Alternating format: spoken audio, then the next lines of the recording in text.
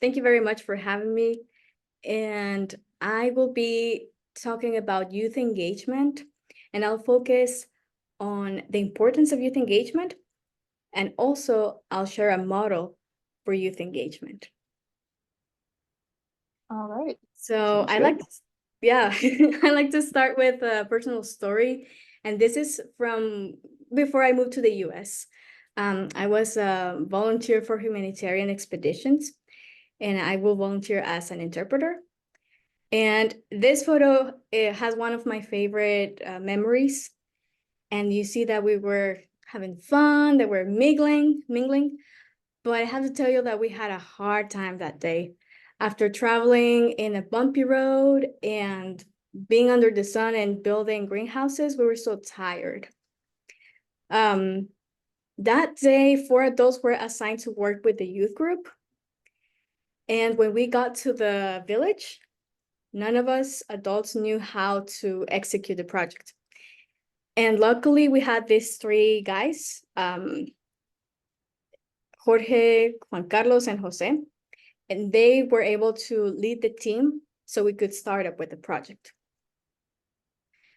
And I remember that as we were fulfilling the assignments for that day, the youth, at least were the youth, like locals and visitors, they were able to take on leadership roles at least once. And it was great to see how they were working together despite the cultural differences and language barriers. And it was great to see how they were working and teaching one another. And so beautiful things can happen when we partner with youth. We see them how they develop and how they grow. And I'd like to take a step into the importance of youth engagement and see it through the lenses of psychology. And so this is Lev Vygotsky, and he's one of the Russian psychologists and a pioneer of child psychology. One of his most favorite theory was the sociocultural theory, where he proposed that human development is the result of the interaction of individuals and in the wider society. So could you tell me who the wider society is? All of us. All of us, exactly. That includes youth as well. And as youth are involved or interacting in the wider society, they are learning, growing, and they progress because we're creating those opportunities for them. Vygotsky also believed that society had an impact on people, but he also thought that people had an impact on society. And given that we're talking about youth, I like to rephrase this by saying that society has an impact on youth, but youth also has an impact on society. And I feel like the main purpose or a great point of view of youth engagement is when we move past the idea that youth are only recipients of services because they're learning. I like to see youth engagement also as a way that youth are being seen as citizens that have the opportunity to engage directly with society and bring solutions, bring ideas to issues that affect them directly. And so for you to create a strategy for youth engagement, I'd like to share a model of youth engagement called the Youth Engagement Spectrum. And before I dive into each of these forms, I want to make clear that there's opportunities across the spectrum, and being at one end of the spectrum is not considered a better method than being at the other end. So you can try any of those methods. So starting in the first section is participation in programs and services. And this is the most common one when youth are participating in adult-led programs, when they for the purpose of learning and receiving services and building up skills and also having fun. I feel that one example of this one could be youth being in maybe a cooking class when they are learning about sustainable and nutritious meals. The next one in the spectrum is program and organizational assistance. And this is when youth are assigned small tasks and there's not much input required from them. One activity, it could be youth being assigned to promote an after school program, and they could flyer the community, they could go knock door to door, or they could volunteer at a tabling event and hand flyers in that way. The other one is informal influence. And in this one, youth informally help the organization to propose ideas about things they want to see. But they don't participate in the core process of planning. They're just seen as advocates or just as advocates basically. So one example of this one is youth being volunteering, also volunteering and suggesting what ideas they want to see in the next school program.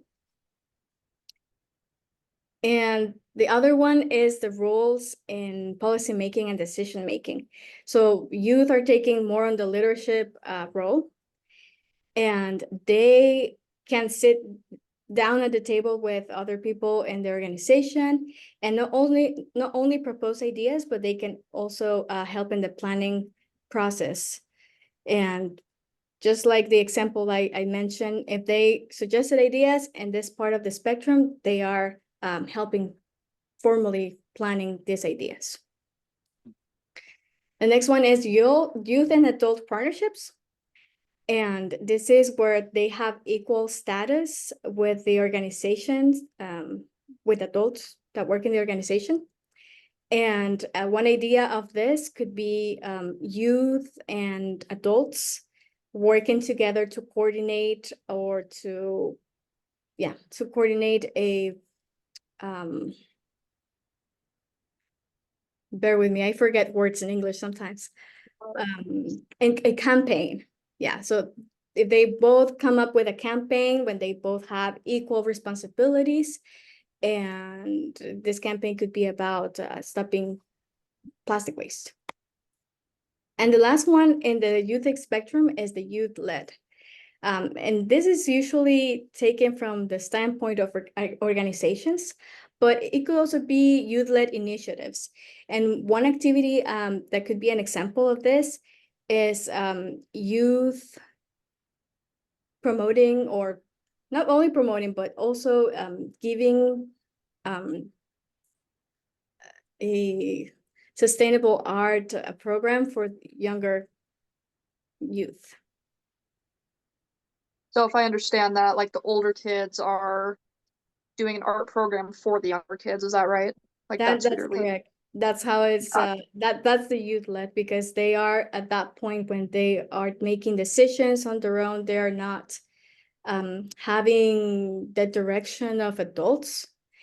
And at this point, actually, thanks for reminding me that, because adults are only functioning as advocates and advisors. They are not really taking much of the leadership in this part of the spectrum. So yes, and that's why it's better. It could even be like with other youth of their own age at their own level too.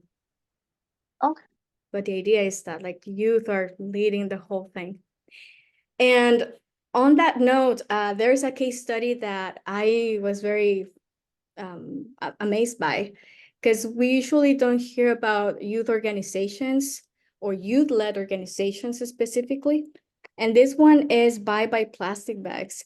This was founded by two sisters, Melati and Isabel, and they are based in Bali. They started this initiative as part of a school assignment. They wanted to learn about people who made a change and an impact in society. And as they were working on that project, they asked themselves, why are we not doing something about creating change and impact in our community? So they decided to, they were like, we're not going to wait until we grow up to do this. So we're going to start right now as we're young. And I thought that grade was very important for them because it took them very far, as far as like having the attention of the governor in Valley to ban the plastic bags. And they were proposing other sustainable ideas that also help the community. So it was great. Of course, it took a lot of work and effort. They expressed about the challenges that they have to face, but this is part of the whole youth engagement process. They get to learn, build up with skills. They get the help of a youth, I'm sorry, of adults, but eventually they also form themselves, with that experience. And so I like to give you that point of view of where youth can go, that far.